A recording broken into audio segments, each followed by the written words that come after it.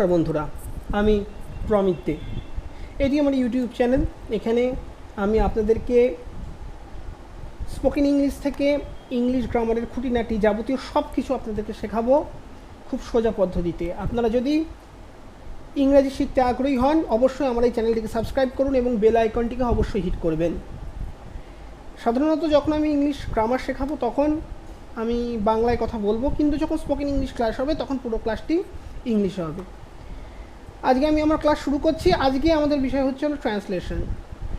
Translation করতে গেলে প্রথমে আপনাদেরকে যেটি জানতে হবে সেটা হচ্ছে টেন্স।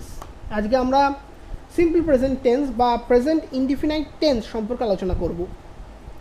তার আগে বলে দিই যে টেন্সকে তিন ভাগে ভাগ করা যায়: পাস্ট টেন্স, প্রেজেন্ট টেন্স এবং ফিউচার টেন্স। প্রত্যেকটা টেন্সকে চার ভাগে ভাগ করা যায়, যেমন past simple, past continuous, past perfect continuous, present simple, present continuous, present perfect continuous, future simple, future continuous, future perfect continuous. আজকে আমরা শিখব সিম্পল প্রেজেন্ট টেন্স বা যেটিকে প্রেজেন্ট ইনডিফিনাইট টেন্সও বলা হয়ে থাকে। দেখুন, প্রথমেই আমাদেরকে বুঝতে হবে যে এই টেন্সটিকে কোন ক্ষেত্রে ব্যবহার করা হয়। যখনই কোনো নিত্য সত্য বোঝাবে, অর্থাৎ যেগুলি চিরন্তন সত্য, ইউনিভার্সাল ট্রুথ। যেমন ধরুন, সূর্য পূর্ব দিকে ওঠে, সূর্য পশ্চিম দিকে অস্ত যায়, পৃথিবী সূর্যের চারদিকে ঘোরে। এই ধরনের বাক্যের ক্ষেত্রে আমাদেরকে কিন্তু এই টেন্স ব্যবহার করতে হবে। আবার ধরুন, যদি কোথাও নিত্য অভ্যাস বোঝায়, যেরকম ধরুন অর্থাৎ যেগুলোকে হ্যাবিট বলা হয়, কোনো হ্যাবিট বোঝালেও কিন্তু আমরা দি প্রেজেন্ট ইনডিফিনিট টেন্সকে ইউজ করতে পারি। যেমন ধরুন, আমি রোজ ভাত খাই, সে রোজ স্কুলে যায়, এই ধরনের সেন্টেন্সের ক্ষেত্রে। এখানে দেখুন উদাহরণ দিয়ে আছে, আমি রোজ ভাত খাই, আই ইট রাইস ডেলি। সূর্য পূর্ব দিকে ওঠে, the sun rises in the east. এই টেন্সটির গঠন আপনাদেরকে বলি, কারণ আমাদেরকে ট্রান্সলেশন করতে হলে প্রথমেই কিন্তু গঠনটিকে খুব ভালোভাবে জানতে হবে।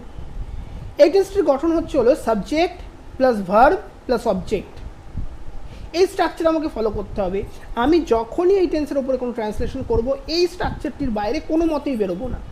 এই স্ট্রাকচারটিকে মানলেই আপনারা কিন্তু খুব সোজাভাবে ট্রান্সলেশন করতে পারবেন এবং যে কোনো ট্রান্সলেশন এই টেন্সের ওপর করতে পারবেন। দেখুন, এখানে উদাহরণ আছে, আমি উদাহরণ দিয়ে বুঝিয়ে দিচ্ছি। আমি রোজ বাজারে যাই। ওকে, প্রথমে দেখুন এটিকে ধরুন আমি ইংলিশে এটিকে অনুবাদ করব, ঠিক আছে? সেক্ষেত্রে আমাকে কী করতে হবে, একবারে আমি নিয়মটিকে মানব। নিয়মে কী বলেছে, প্রথমে সাবজেক্ট বসাতে বলেছে। তাহলে প্রথমে আমাকে সাবজেক্ট খুঁজে বের করতে হবে। প্রথমে ক্রিয়াটাকে খুঁজে বের করুন, কোনটি ক্রিয়া। দেখুন, আমি রোজ বাজারে যাই অর্থাৎ এখানে যাই হচ্ছিল ক্রিয়া। এবার যাইকে প্রশ্ন করুন, কে যায়? আমি যাই। ভার্বকে যদি আপনি, ভার্ব বা ক্রিয়াকে যদি আপনি কে দিয়ে প্রশ্ন করেন তাহলে কিন্তু সাবজেক্ট পাবেন। সেই জন্য এখানে কি আমি হচ্ছিল সাবজেক্ট, আমি ইংরাজি কি আই। তারপরে দেখুন কি বলেছে, ভার্ব মানে হচ্ছিল ক্রিয়া। সেই জন্য এখানে ক্রিয়া কোনটা, যাই ইংরেজি কি গো, সেই জন্য লিখেছি গো। আই গো, আর গো থাকলেই তার সাথে টু প্রিপোজিশন থাকে, সেই জন্য লেখা হয়েছে আই গো টু। কোথায় যাই? অবজেক্ট, মার্কেটে যাই, বাজারে যাই। Okay, so I go to market everyday. এটা হয়ে গেল একটি কমপ্লিট ট্রান্সলেশন প্রেজেন্ট সিম্পল টেন্সের উপরে। পরের উদাহরণটি দেখুন, একই রকম, একই নিয়ম ফলো হয়েছে। Subject plus verb plus object. তুমি সাবজেক্ট, ইউ। তারপরে দেখুন ক্রিয়া কোনটা, যাও ইংরেজি কি গো, ইউ গো আছে বলে টু প্রিপোজিশনের সাথে, ইউ গো টু। কোথায় যাও? বাজারে যাও, you go to market every day. তাহলে এরকমভাবে কিন্তু খুব সোজাভাবে আপনি কিন্তু যে কোনো ট্রান্সলেশন করতে পারেন এই টেন্সের ক্ষেত্রে, শুধুমাত্র এই নিয়মটিকে মাথায় রেখে। পরের উদাহরণগুলি দেখুন। পরের সেন্টেন্সটি আছে, সে রোজ বাজারে যায়। দেখুন, এক্ষেত্রে নিয়মটি একটু আলাদা। এখানেও আমরা নিয়মটা মেনেছি, subject plus verb plus object. প্রথমে দেখুন আছে সে ইংরেজি কি হি, আমরা হি বসিয়েছি। তারপরে কি নেব, ভার্ব। সেক্ষেত্রে দেখুন আছে যাই ইংরেজি কি গো, কিন্তু এইখানে আমরা নিয়েছি গোজ। কেন নিলাম বুঝিয়ে বলছি। তাহলে হি, এখানে লেখা হয়েছে হি গোজ টু, কোথায় যায়? Market everyday. সে রোজ বাজারে যায়, হি গোজ টু মার্কেট এভরিডে। এবার এইখানে গো না লিখলে আমরা কেন গোজ লিখলাম, এটাকে জানার জন্য আমাদেরকে একটু পার্সন বুঝে নিতে হবে। পার্সনকে 3 ভাগে ভাগ করা যায়, first person, second person, third person. মনে রাখবেন আমি সম্পর্কে যা কিছু সেটি হচ্ছিল ফার্স্ট পার্সন, যেরকম I, we, our, our self, us ইত্যাদি হলো ফার্স্ট পার্সন। দেখুন তারপরে তুমি সম্পর্কে যা কিছু তা হলো সেকেন্ড পার্সন, যেমন ইউ, ইয়োর, ইয়োর সেলফ ইত্যাদি সব সেকেন্ড পার্সন।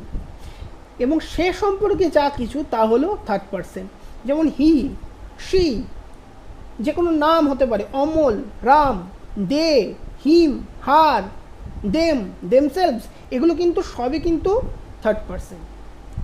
এইবার মনে রাখতে হবে যে প্রেজেন্ট সিম্পল টেন্সে একটি নিয়ম আছে, শুধু এই টেন্সের ক্ষেত্রেই এই নিয়মটি প্রযোজ্য। সাবজেক্ট যদি থার্ড পার্সন সিঙ্গুলার নাম্বারে থাকে তাহলে কিন্তু ভার্বের সাথে এস বা ইস যুক্ত করতে হবে। দেখুন এখানে সাবজেক্ট আছে third person singular number, he third person এবং সিঙ্গুলার, প্লুরাল হলে কিন্তু হবে না, সিঙ্গুলারই থাকতে হবে। দেখুন হি বলতে একজনাকেই বোঝায়, সেহেতু থার্ড পার্সন সিঙ্গুলার নাম্বার এখানে হি, সেই জন্য ভার্বের সাথে অর্থাৎ গোয়ের সাথে আমরা ইএস যুক্ত করেছি। অর্থাৎ নিয়মটি কি, এই টেন্সে সাবজেক্ট থার্ড পার্সন সিঙ্গুলার নম্বরে থাকলে ভার্বের সাথে এস বা ইএস যুক্ত হয়, সেই জন্য আমরা সেন্টেন্সটা লিখেছি হি গোস টু মার্কেট এভরিডে।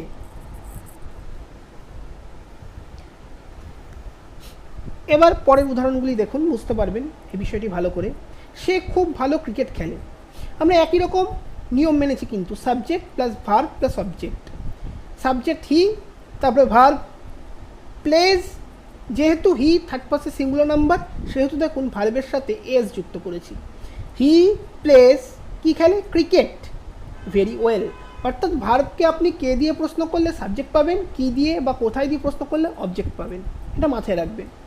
সেই জন্য আমরা লিখলাম এই সেন্টেন্সটি he plays cricket very well. পরবর্তী সেন্টেন্সটি দেখুন, সে রোজ গান করে, প্রথমে সাবজেক্ট তারপরে ভার্ব, একই রকমভাবে দেখুন শি সিংস এভরিডে। এক্ষেত্রে দেখুন আমরা she third person singular number বলে ভার্ব সিংয়ের সাথে এস যুক্ত করেছি। পরের সেন্টেন্সটি দেখুন, কবিতা আমায় ভালোবাসে, কবিতা একটি নাম, এটিও থার্ড পার্সন সিঙ্গুলার নাম্বার। কবিতা লাভস মি, সেজন্য লাভের সাথে এস যুক্ত করেছি, কবিতা লাভস মি। পরের সেন্টেন্সটি দেখুন, তারা রোজ ফুটবল খেলে।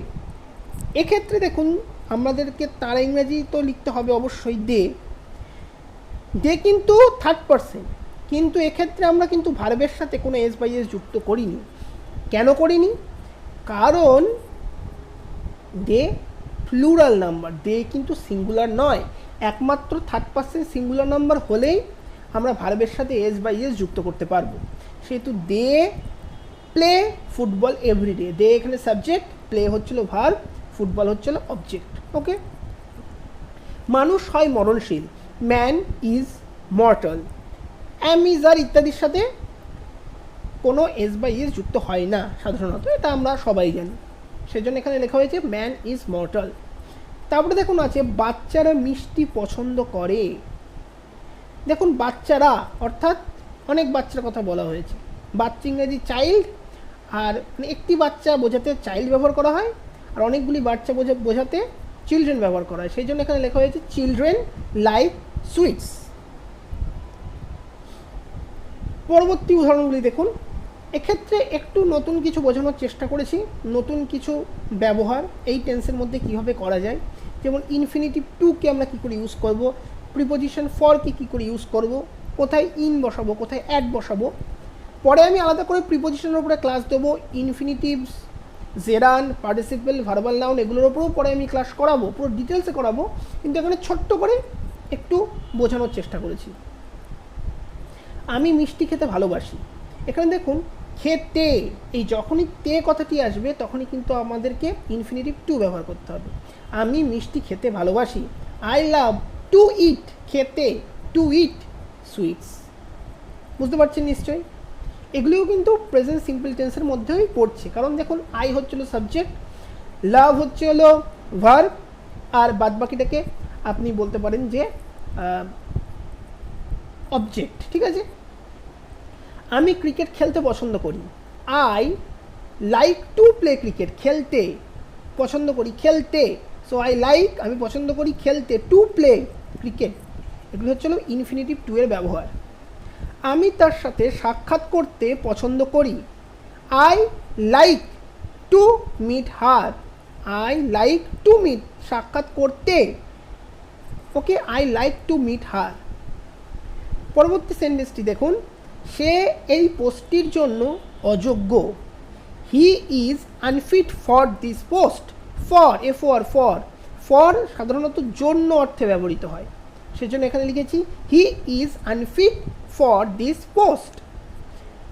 তারপরে সেন্টেন্সটি দেখুন, তুমি কলকাতায় বাস করো, ইউ লিভ ইন কলকাতা। মনে রাখবেন যে কোনো বড় জায়গার আগে ইন, ভারতবর্ষের ক্ষেত্রে যে কোনো যদি কোনো মেট্রোপলিটন সিটি হয় তাহলে তার আগে অবশ্যই আমরা ইন বসাবো, কোনো জেলার নামের আগে কিন্তু আমাদেরকে ইন বসাতে হবে। You live in Kolkata. আর যদি কোনো ছোটো জায়গা মেনশন করি তাহলে সেক্ষেত্রে পরের সেন্টেন্সটি দেখুন, আমি বেথুয়াডহরিতে বাস করি, আই লিভ অ্যাট বেথুয়াডহরি। তাহলে ছোটো জায়গার ক্ষেত্রে অ্যাট আর বড় জায়গার ক্ষেত্রে ইন। আশা করি বিষয়টি বুঝতে পেরেছেন। এর পরবর্তীতে দেখুন, এখানে বোঝানো হয়েছে ইন্ট্রোডাক্টরি দেয়ার কখন ব্যবহার করবেন। সাধারণত এই বিষয়ে অত্যাধিক গ্রামাটিক্যাল জটিলতায় না গিয়ে উদাহরণগুলিকে বোঝার চেষ্টা করুন, তাহলে কিন্তু বিষয়টি একবারে সোজা হয়ে যাবে। যদি এরকম ধরনের বাক্যকে আপনাদের ট্রান্সলেশন করতে হয় তাহলে কিন্তু আপনারা পারবেন ট্রান্সলেশন করতে। উদাহরণটিকে বুঝুন, যেরকম ধরুন এখানে লেখা হয়েছে আমাদের গ্রামে একটি মন্দির আছে, বা পরবর্তী উদাহরণটি দেখুন, প্ল্যাটফর্মের ওপর একটি দোকান আছে, গাছটির ওপর অনেকগুলি হনুমান আছে। আরও বলতে পারেন তাদের বাড়িতে একটি পোষা বিড়াল আছে। এই ধরনের যখন সেন্টেন্সগুলি থাকবে এবং এক্ষেত্রে কি সাবজেক্ট অবজেক্ট সম্পর্কে একটা পরিষ্কার ধারণা পাওয়া যাবে না। আমি যে কথাগুলো বলছি একেবারে কিন্তু কোনো বই বা একবারে গ্রামাটিক্যাল রুলসকে প্রচণ্ডভাবে কিন্তু ফলো করে বলছি না, মানে নিজের মতো করে আপনাদেরকে বিষয়টিকে খুব সোজাভাবে বোঝানোর চেষ্টা করছি, যাতে সোজাভাবে আপনারা যাতে ট্রান্সলেশনটিকে করতে পারেন, ঠিক আছে? তাহলে সেক্ষেত্রে আপনারা এই উদাহরণগুলোর দিকে খেয়াল রাখুন, তাহলে কিন্তু ব্যাপারগুলো বুঝতে পারবেন, খুব তাড়াতাড়ি করতে পারেন। যেমন এখানে আছে আমাদের গ্রামে একটি মন্দির আছে, তাহলে এক্ষেত্রে কিন্তু আমরা দেয়ার আমাদেরকে আনতে হবে, দেয়ার। তারপরে কটা মন্দিরের কথা বলা হয়েছে, একটা মন্দিরের কথা বলা হয়েছে, ওই জন্য এখানে ইজ বসিয়েছি। তারপরে মন্দিরের বিষয়টিকে লিখেছি, there is a temple in our village, there is a temple in our village. তারপরের সেন্টেন্সটিতে বলা হয়েছে দেখুন, প্ল্যাটফর্মের ওপর একটি দোকান আছে। এই ধরনের সেন্টেন্সের ক্ষেত্রেও আপনাকে দেয়ার আনতে হবে, একই ধরনের সেন্টেন্স। দেয়ার, আবার কটা দোকান আছে, একটি দোকান আছে, সেই জন্য ইজ নিয়েছি, there is a shop on the platform. আবার দেখুন তারপরে আছে গাছটির ওপর অনেকগুলি হনুমান আছে, এক্ষেত্রে একই রকমভাবে আমরা দেয়ার নিলাম। তারপরে দেখুন এখানে অনেকগুলি হনুমানের কথা বলা হয়েছে, একটি না, সেই জন্য আমরা দেয়ারের পর এখানে আর নেব, দেয়ার আর অনেক Hanuman, many monkeys on the tree. এই উদাহরণগুলিকে বারবার দেখুন, বারবার দেখতে দেখতে। আর একটা জিনিস মনে রাখবেন, ইন্ট্রোডাক্টরি দেয়ার কিন্তু শুধুমাত্র প্রেজেন্ট সিম্পল টেন্সের ক্ষেত্রে ব্যবহৃত হয় তা নয়, প্রত্যেকটা টেন্সের ক্ষেত্রেই এটিকে ব্যবহার করা যেতে পারে, মানে যায় ব্যবহার করা প্রত্যেক টেন্সের ক্ষেত্রেই। কিন্তু এখানে যেহেতু প্রেজেন্ট সিম্পলের মধ্যে কী করে দেয়ারকে ব্যবহার করা যায় এই টেন্সের মধ্যে, সেটা আমি আপনাদেরকে এখানে ছোট্ট করে বলে দিলাম, এটিকে বুঝতে চেষ্টা করবেন। যাই হোক, এই উদাহরণগুলো দেখবেন, এই উদাহরণগুলো দেখলেই পুরো বিষয়টি কিন্তু আপনারা কিন্তু নিজেই কিন্তু ট্রান্সলেশনটা করতে পারবেন এবং বিষয়টিও বুঝতে পারবেন। যাই হোক, এখানে কিছু অল্প কিছু এক্সারসাইজ আমি দিয়ে দিয়েছি, এক্সারসাইজগুলো ভালো করে আপনারা তৈরি করুন এবং অবশ্যই আমার চ্যানেলের যে কমেন্ট বক্স থাকবে সেই কমেন্ট বক্সে এই ট্রান্সলেশনগুলিকে আপনারা করুন, অর্থাৎ এগুলিকে ইংরেজিতে অনুবাদ করে সেখানে লিখুন। যদি ঠিক বা ভুল হলে সেটা আমি ওখানে আপনাদেরকে বলে দেবো। আজ এটুকুই থাকলো। যাই হোক, আমি খুব তাড়াতাড়ি পরবর্তী টেন্স নিয়ে আসবো, অর্থাৎ প্রেজেন্ট কন্টিনিউয়াস টেন্স নিয়ে। এবং আমি বলেছি যে আমি ইংলিশ গ্রামার এবং স্পোকেন ইংলিশ দুটো পুঙ্খানুপুঙ্খভাবে এই চ্যানেলে আমি আপনাদেরকে শেখাবো, এবং আশা করি আজকে এই ভিডিও দেখার পর প্রেজেন্ট সিম্পল টেন্স সম্পর্কে আপনাদের মনে হয়তো কোনো প্রশ্ন থাকবে না, এবং আশা করি আপনারা খুব ভালোভাবে ট্রান্সলেশনটি করতে পারবেন। ঠিক আছে, নমস্কার।